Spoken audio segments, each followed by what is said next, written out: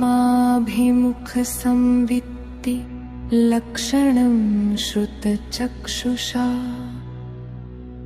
पश्यन् पश्यामि देव त्वां केवलज्ञानचक्षुषा शास्त्राभ्यासो जिनपतिनुति संगति सर्वदा रे सद्वृत्तानां गुणगणकथा दोषवादे च मौनम्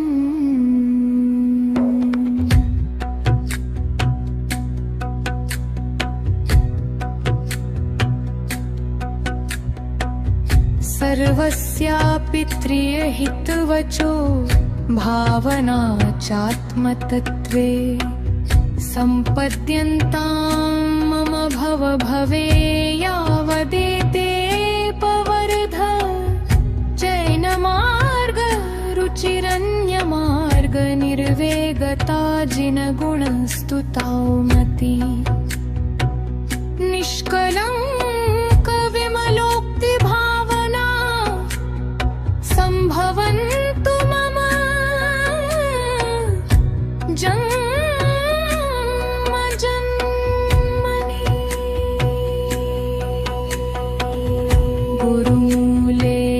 निचिते चैत्य सिद्धान्तवार्धि सद्घोषे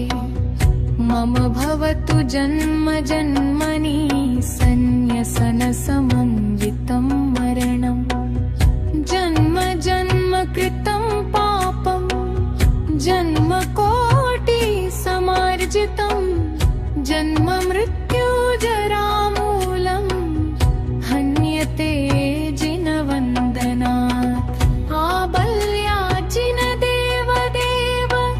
भवत श्रीपादयो सेवया सेवासक्तविनेय कल्पलतया कालोऽद्ययावद्गत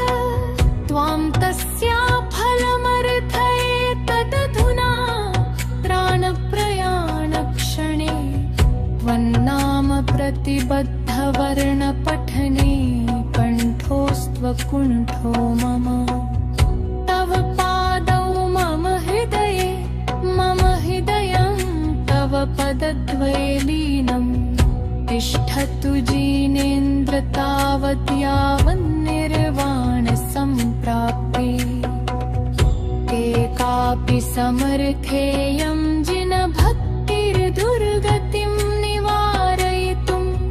पुण्यानि च पूरयितुं दातुं मुक्तिश्रियं कृतिना पञ्चारिञ्जयणामे पञ्चयमदिसाय रे जिणे वन्दे पञ्चजसोयरणामे पञ्चयसीमन्दरे वन्दे रयणत्रयं च वन्दे चौवीस जिणे च सवदा वन्दे पञ्चगुरूणां वन्दे चारणचरणं सदा वन्दे अर्हमित्यक्षरं ब्रह्म वाचकं परमेष्ठिन सिद्धचक्रस्य सद्बीजं सर्वतः प्रणिदध्महे कर्माष्टकविनिर्मुक्तं मोक्षलक्ष्मीनिकेतनं सम्यक्त्वादिगुणोपेतं सिद्धचक्रं नमाम्यहम् आकृष्टिं सुरसम्पदां विदधते मुक्तिश्रियो वश्यता मुच्चाटं विपदां चतुर्गतिभुवां विद्वेषमात्मैनसां स्तम्भं दुर्गमनं